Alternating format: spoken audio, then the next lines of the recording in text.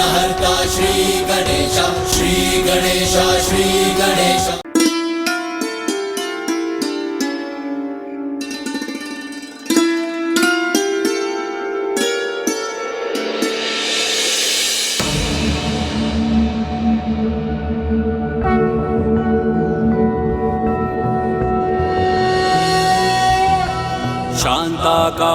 प्रभु जगन्नाथ जी की, प्रभु बाके बिहारी लाल जी की जय।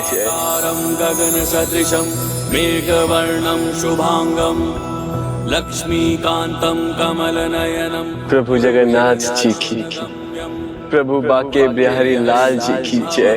हरं सर्वलोकैकनाथं। लो जी लो, इनको देख लो, सपने देख रहे हैं प्रभु वृंदावन बाके बिहारी लाल जी के। अरे उठोगे चलोगे तभी तो दर्शन मिलेंगे उनके, ऐसे नहीं। जी मैं तैयार हूँ। भक्त धनंजय तो प्रभु बाके बिहारी के दर्शन की लालसा में कुछ भी करने को तैयार था। हाँ पुष्पदंत जी, इसीलिए जो शेष यात्रा बची थी उसमें भी धनंजय उतनी ही श्रद्धा से सभी की सेवा करता रहा। और फिर जब वो प्रभु बाके बिहारी के द्वार पर पहुँचे, बोलिए बाके बिहारी लाल जी की, बोलिए बाके बिहारी लाल जी की। पहुँच गए हम वृंदावन प्रभु बाके बिहारी लाल की जय।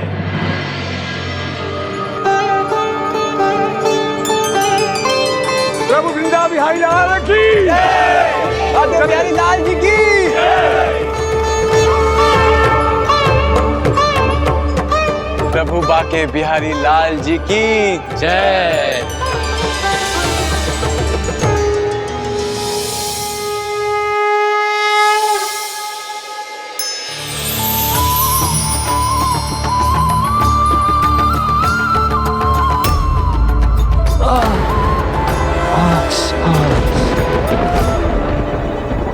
प्रभु मैं कैसे ऊपर आऊं? चलना ही कठिन हो गया मेरा। लगता है यहीं से मंदिर के दर्शन करके मुझे लौटना होगा प्रभु। नहीं नहीं, प्रभु की कुछ और इच्छा है। जब सभी को प्रभु के दर्शन पाने का सुख मिलेगा तो भला आप कैसे वंचित रह सकते हैं? इसीलिए प्रभु ने मुझे भेजा है। आइए, आप मेरी पीठ पर आइए। नहीं नहीं नहीं, देखिए, संकोच मत कीजिए। आपकी सेवा में ही प्रभु की सेवा है, और प्रभु की सेवा में कैसा संकोच। आइए। प्रभु बाके बिहारी लाल जी की जय। प्रभु बाके बिहारी लाल जी की जय। ओहो, इतनी सेवा तो अवश्य सेवा का कुछ मेवा चाहिए इसे। ब्रह्म शर्मा जी से कोई छिपा प्रयोजन है धनंजय के मन में?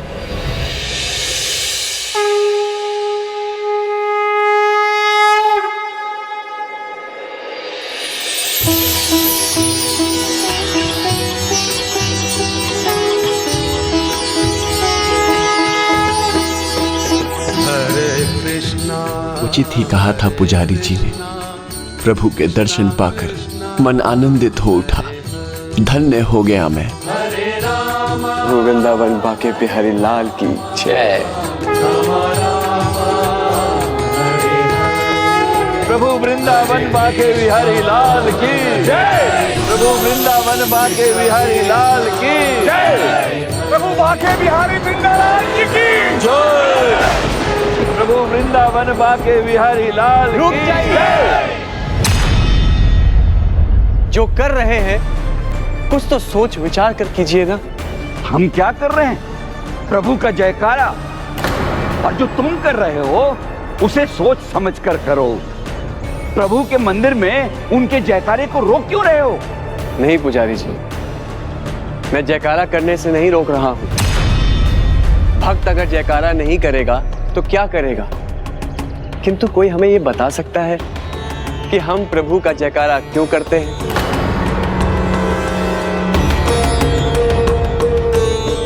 मैं बताता हूं, उन्हें प्रसन्न करने के लिए। जब जयकारा की मधुर आवाज प्रभु के कानों में गूंजती है तो उन्हें सुख प्राप्त होता है। इसीलिए भक्ति भाव से परिपूर्ण जयकारा हम मध्यम स्वर में भी तो कर सकते हैं ना। उचित कहा धनंजय ने। भगवान गोलोक में नहीं, भगवान वैकुंठ में भी नहीं, हमसे दूर नहीं, हमारे सामने है साक्षात। यही सीखा है हमने भक्त धनंजय से। भगवान जब हमारे सामने हैं तो इतने कर्कश स्वर में जयकारा लगाने की क्या आवश्यकता। प्रेम से बोलिए श्री बाके बिहारी लाल जी की जय। प्रेम से बोलिए श्री बाके बिहारी लाल जी की जय। प्रेम से बोलिए श्री बाके बिहारी लाल जी की जय।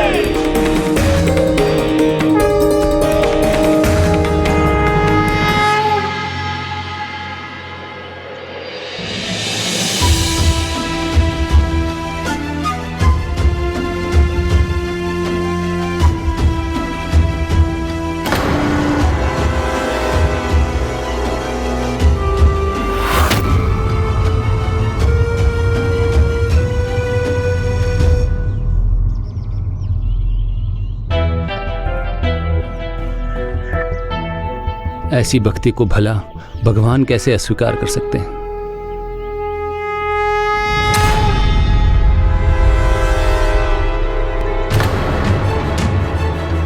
अब इसका तुम क्या करोगे?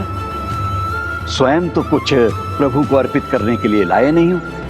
हम सबका चढ़ाया हुआ दोबारा चढ़ा करके तुम पुण्य कमाना चाहते हो।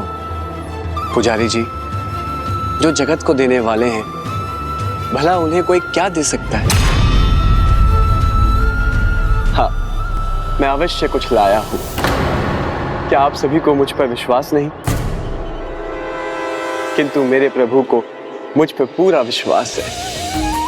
मैं अपने प्रभु के लिए प्रेम से भरा हृदय लेकर आया हूं।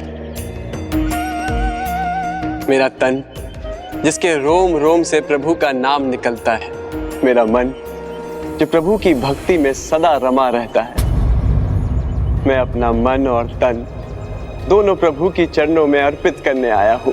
मैं अपना मन और तन दोनों प्रभु की चरणों में अर्पित करने आया हूं। अच्छा, तो तुम ये बताओ, मेरे चढ़ाए हुए नारियल को तुम क्या करते? बताता हूं। पहले आपको मेरे प्रश्न का उत्तर देना होगा। आप इस नारियल को छिलके के साथ खा सकते हैं क्या? नहीं खा सकते ना? तो आप ही बताइए पुजारी जी, प्रभु कैसे इस नारियल को कठोर छिलके के साथ खा सकते हैं?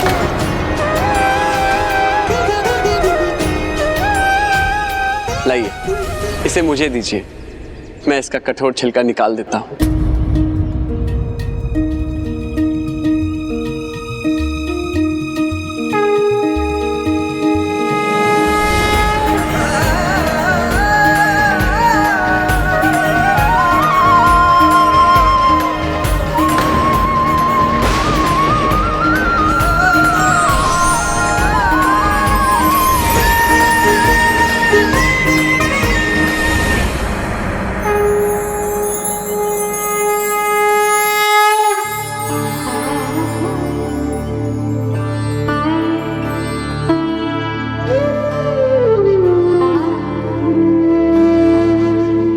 देखा दाऊ, अपने वचनों पर खरा उतरा है। अपना तन, मन, यहाँ तक कि अपनी आत्मा भी मुझ पर समर्पित कर दी उसने।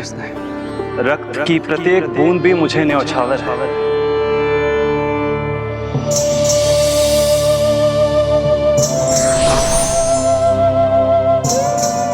ऋषिवर, ये आवरण लगाने में आप मेरी सहायता करेंगे? किंतु इसकी क्या आवश्यकता है? क्षमा कीजिएगा पुजारी जी, आप तो ज्ञानी हैं। ये तो जानते ही होंगे आप कि 3 क्रिया कभी भी किसी के समक्ष नहीं करनी चाहिए। भोजन क्रिया, शौच क्रिया और प्रेम क्रिया। अभी तो प्रभु के भोजन और विश्राम का समय है, इसीलिए ये आवरण लगाना ही होगा। यह कैसा विचित्र व्यवहार है। नहीं, विचित्र व्यवहार तो हम सब कर रहे हैं पुजारी जी। एक तरफ हम भगवान को मंदिर में स्थापित करके उनकी प्राण प्रतिष्ठा कर देते हैं और उन्हें मूर्ति समझने की भूल कर देते हैं, जबकि सत्य में भगवान वहां विराजमान होते हैं। और जिसे भगवान पर विश्वास है उसका इस तरह का व्यवहार करना स्वाभाविक है। आइए ऋषिवर जी।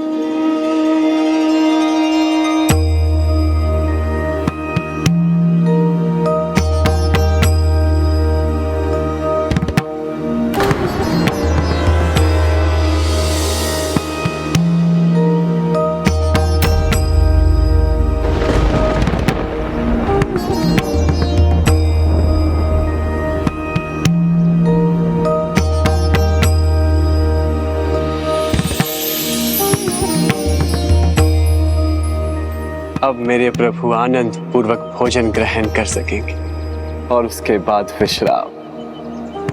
प्रभु, आप भोजन का आनंद लेकर विश्राम कीजिए, तब तक मैं आपके लिए मधुर स्वर में भजन गाता हूँ। बेचारे शर्मा जी जैसे भोले भाले लोग ही विश्वास कर सकते हैं इस पर, किंतु इसका ढोंग एक न एक दिन अवश्य ही सभी के सामने उजागर हो जाएगा।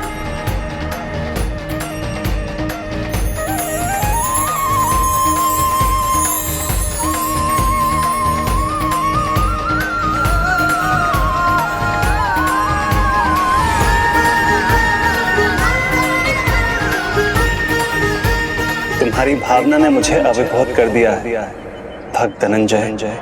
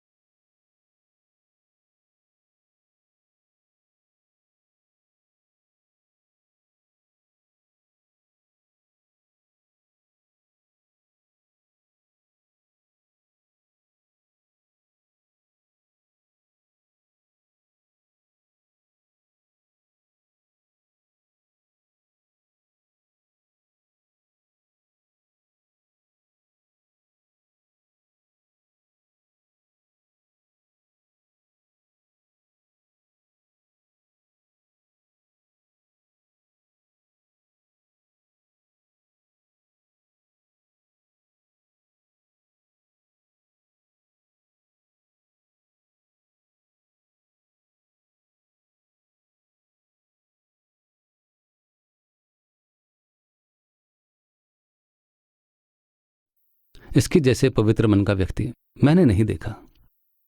इस कलयुग में कौन किसकी इतनी निस्वार्थ भाव से सेवा करता है। इसने मेरी सेवा पुत्र से भी बढ़कर की है। आज मुझे प्रभु के दर्शन का सौभाग्य प्राप्त हुआ है तो केवल धनंजय के कारण। अवश्य ही इसके पीछे कोई प्रभु की ही लीला है। आप बिल्कुल सत्य कह रहे हैं। भगवान ने मुझे धनंजय से इसलिए मिलवाया ताकि मैं जान पाऊं कि मैं जिसे यहां वहां ढूंढ रहा था वो साक्षात इस मंदिर में विद्यमान है, और मैं मूर्ख केवल उनको एक मूर्ति समझने की भूल कर रहा था। उसी प्रकार आपसे भी मिलाने का अवश्य कोई न कोई कारण होगा। विचार कीजिए कि प्रभु से आपको क्या आस है। या तो उत्तर उनके पास हो या वो स्वयं उत्तर हो।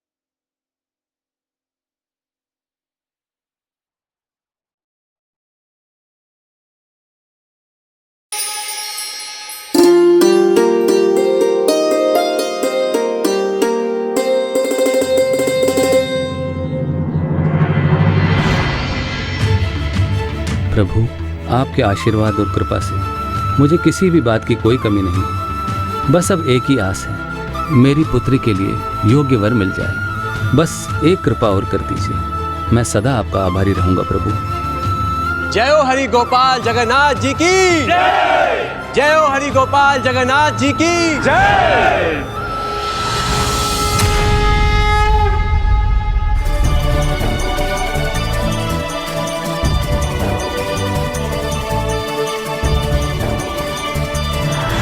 धनंजय,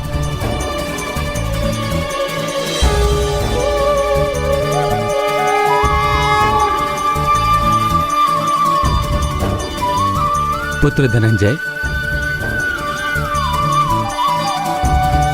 क्षमा करना, मैं तुम्हें पुत्र तो बुला सकता हूं ना? जी। मुझे तुमसे कुछ अति महत्वपूर्ण कहना है। हाँ हाँ, अवश्य, किंतु मध्यम स्वर में। अभी प्रभु के विश्राम का समय है।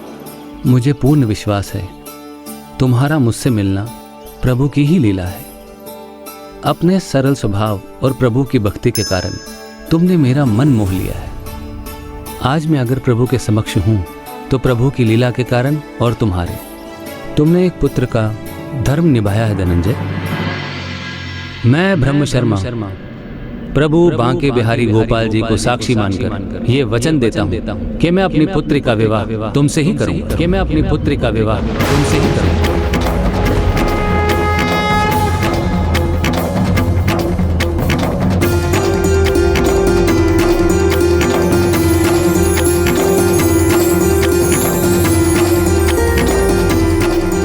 देखा आपने, आपके वचन सुनकर प्रभु ने भी ये आवरण हटा दी। वो सचमुच आपके वचन के साक्षी बन गए। हाँ, तुमने सत्य कहा। प्रभु को तुम्हारे वचन के साक्षी के रूप में आना नहीं पड़ेगा।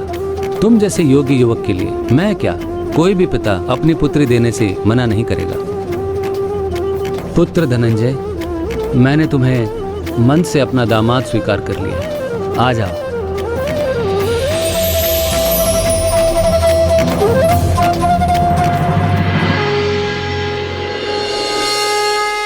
यदि ये सत्य ब्रह्म शर्मा धनंजय से वास्तव में प्रभावित थे तो फिर उन्हें साक्षी बनकर आने की क्या आवश्यकता थी? स्वस्थे चित्ते बुद्धयः संभवन्ति। जब चित्त शांत और निर्मल होता है तो वो उचित निर्णय लेता है। जब ब्रह्म शर्मा ने धनंजय को अपना वचन दिया तो वो प्रभु के मंदिर में थे। उनका मन निर्मल और चित्त शांत था, किंतु फिर बाद में सांसारिक माया जाल में उनका मन उलझ गया।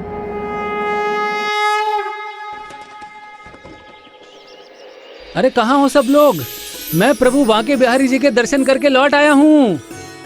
सत्य प्रकाश, शारदा, कहाँ हो तुम लोग? पिताजी। पुत्री, ये धनंजय है। ये यात्रा में हमारे साथ था। जब मैं आहत हुआ तो इसने पुत्र के समान मेरी सेवा की है।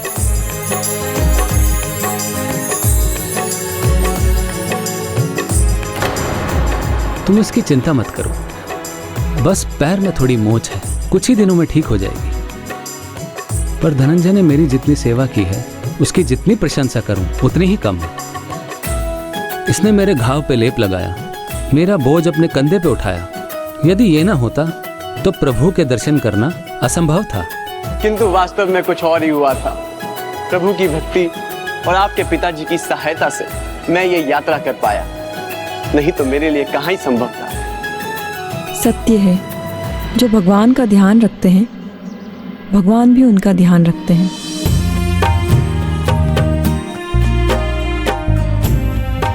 पुत्री शारदा, धनंजय हमारा अतिथि है। ये हमारे घर आया है, इसके लिए कुछ खान पान के लिए ले आओ।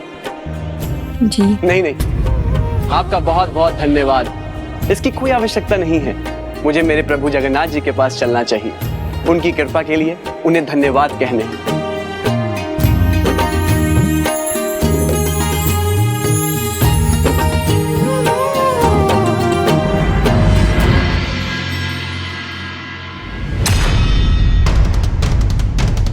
जी प्रणाम।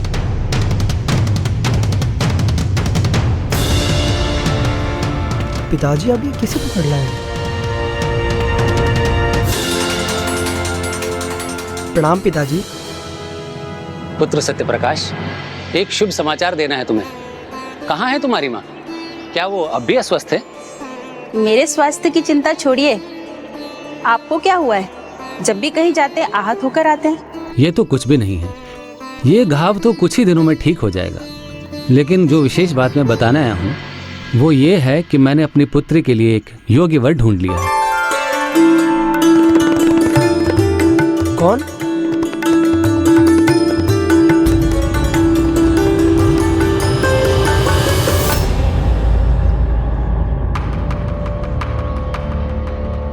वो जो अभी हमारे घर से गया है वो? हाँ।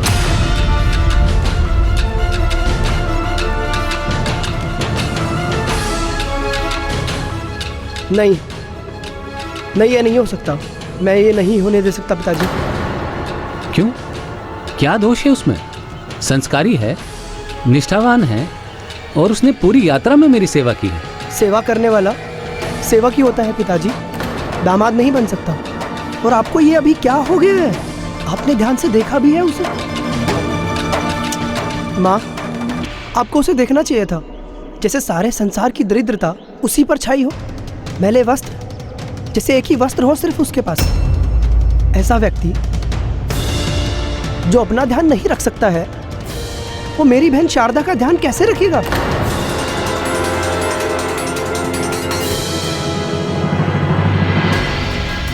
और पिताजी, आपका तो सपना है ना कि आप अपनी इकलौती पुत्री का विवाह किसी बड़े घराने में करेंगे, जहां वो यहाँ से अधिक सुखी रहे।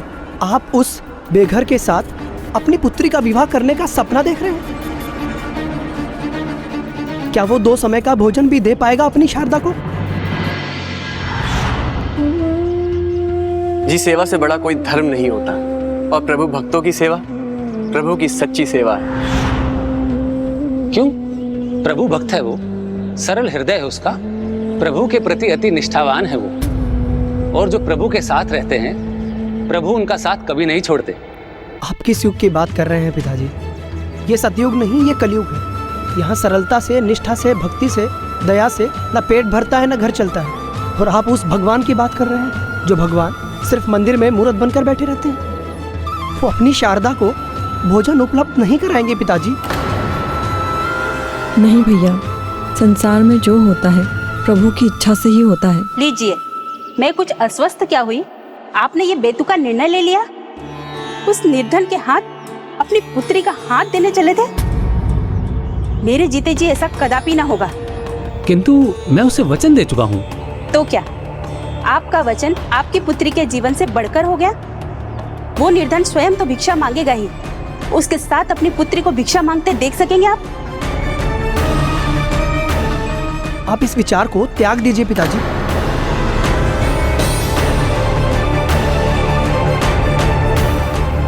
किंतु मैं फिर उसे क्या कहूंगा?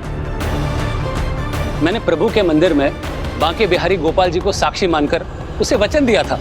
तो क्या हो गया पिताजी? आप उसे स्पष्ट मना कर दीजिए।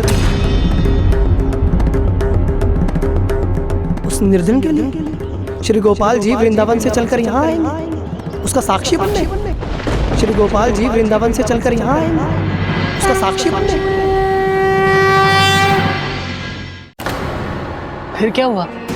क्या सच में ब्रह्म शर्मा अपने वचन से मुकर गए? हाँ, उनके पुत्र और उनकी पत्नी ने उनका ऐसा बुद्धि परिवर्तन किया कि उनका चित्त भी बदल गया, अटक गया मोह माया में। और इसीलिए अगले दिन जब धनंजय उनसे मिलने आया तो उन्होंने उनके लिए अपने द्वार तक नहीं खोले। ब्रह्म शर्मा जी, मैं धनंजय हूँ। मैं आपके पाँव के लिए बहुत अच्छी औषधि लेकर आया हूँ। द्वार खोलिए ब्रह्म शर्मा जी।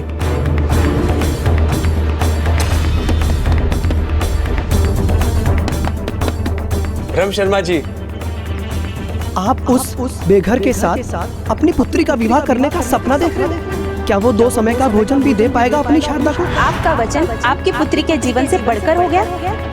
वो निर्धन स्वयं तो भिक्षा मांगेगा ही, उसके साथ अपनी पुत्री को भिक्षा मांगते देख सकेंगे आप?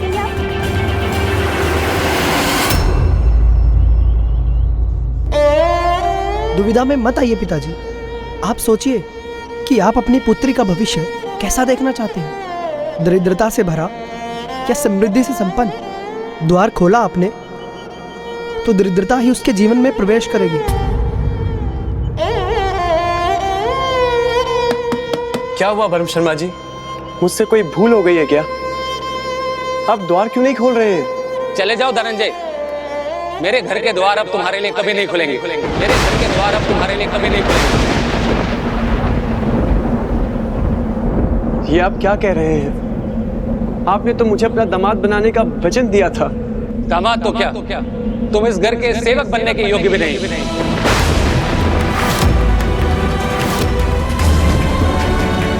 स्मरण कीजिए, आपने प्रभु श्री बाके बिहारी लाल जी को साक्षी मानकर मुझे वचन दिया था। आप उसे स्पष्ट मना कर दीजिए। आप सोचिए कि आप अपनी पुत्री का भविष्य कैसा देखना चाहते हैं। जो वचन उनकी उपस्थिति में दिया गया हो उसे भंग करना उनका अपमान है।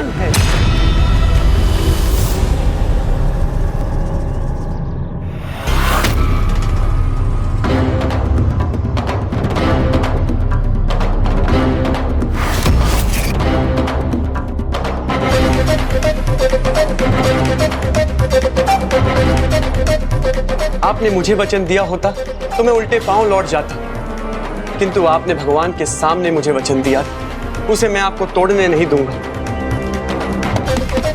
ब्रह्म शर्मा जी, ब्रह्म शर्मा जी, ब्रह्म शर्मा जी, ब्रह्म शर्मा जी, ब्रह्म शर्मा जी।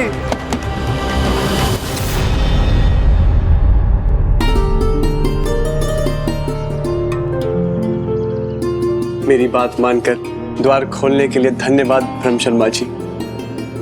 स्वागत के लिए नहीं, ये द्वार इसलिए खोले हैं ताकि मैं तुम्हें ये बता सकूं कि यहां कभी मत आना।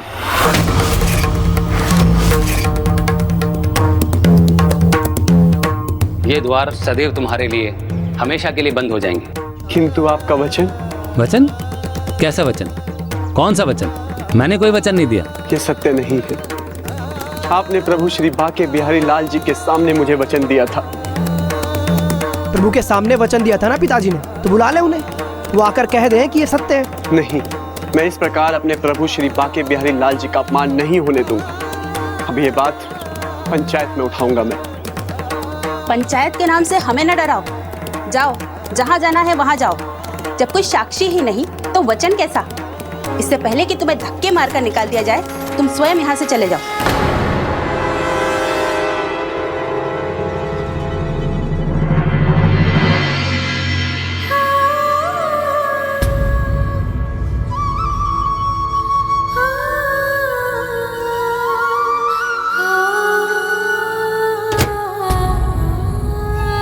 सत्य है, जो भगवान का ध्यान रखते हैं भगवान भी उनका ध्यान रखते हैं। अब जो करेंगे मेरे प्रभु ही करेंगे। ब्रह्म शर्मा जी, मैं ये लेप छोड़कर जा रहा हूं, इसे आप अपने पांव पर लगा लीजिएगा, इससे आपका घाव शीघ्र ही भर जाएगा। धन से धनी नहीं, किंतु आचरण और चरित्र के कितने धनी हैं ये। मेरे पिताजी ने इनका इतना तिरस्कार किया, फिर भी इन्होंने पिताजी की चिंता नहीं छोड़ी। किंतु मेरा परिवार इन्हें और इनके गुणों को पहचानने में असमर्थ क्यों है? मुझे क्षमा कीजिए, कल आपको पंचायत के सामने प्रस्तुत होने का कष्ट करना होगा।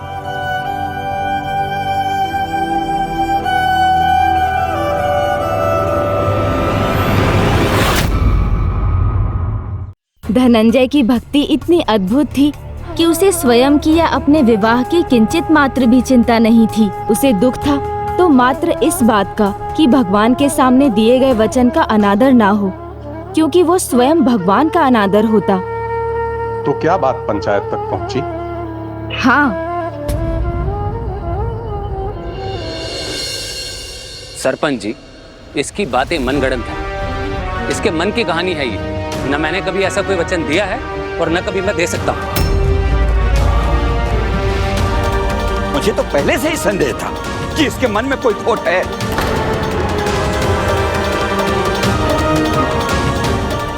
धनंजय, अब तुम कहो, ब्रह्म शर्मा जी ने तुम्हें कहाँ वचन दिया था?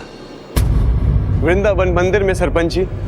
उस समय कोई और भी था वहाँ? हाँ, हमारे साथ जाने वाले सभी तीर्थ यात्री और हमारा मार्गदर्शन करने वाले ऋषिवर जी भी थे। उन्हें यहाँ प्रस्तुत कर सकते हो तुम्हारा साक्ष्य देने के लिए? प्रभु को तुम्हारे इस वचन के साक्षी के रूप में आना नहीं पड़ेगा। चुप क्यों हो? कहो, किसी को बुला सकते हो। सरपंच जी, उस समय सभी सो रहे थे, देखा सरपंच जी आपने, पकड़ा गया ना इसका झूठ। सब सो रहे थे, अर्थात इसका साक्षी बनने के लिए वहां कोई था ही नहीं।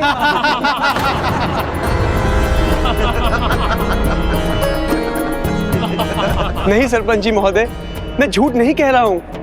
इतने लोगों में किसी की भी आंखें नहीं खुली थीं। कोई भी साक्षी नहीं बन सकता तुम्हारा। ये वचन देता हूँ कि मैं अपनी पुत्री का विवाह तुमसे ही करूँ। देखा आपने, आपके वचन सुनकर प्रभु ने भी ये आवरण हटा दिया। वो सचमुच आपके वचन के साक्षी बन गए। साक्षी? हाँ है ना साक्षी। कौन? स्वयं श्री वृंदावन के बाके बिहारी श्री गोपाल जी। वाह वाह, क्या युक्ति अपनाई है। भगवान का नाम ले दो, क्योंकि भगवान तो साक्षी बनकर आ ही नहीं सकते ना। भगवान के नाम पे झूठ बोल रहा है। हाँ, ऐसे दुष्ट को तो यहाँ से बाहर निकाल देना चाहिए। बाहर निकाल देना चाहिए। ऐसे दुष्ट को तो बाहर निकाल देना चाहिए। बाहर निकाल देना चाहिए।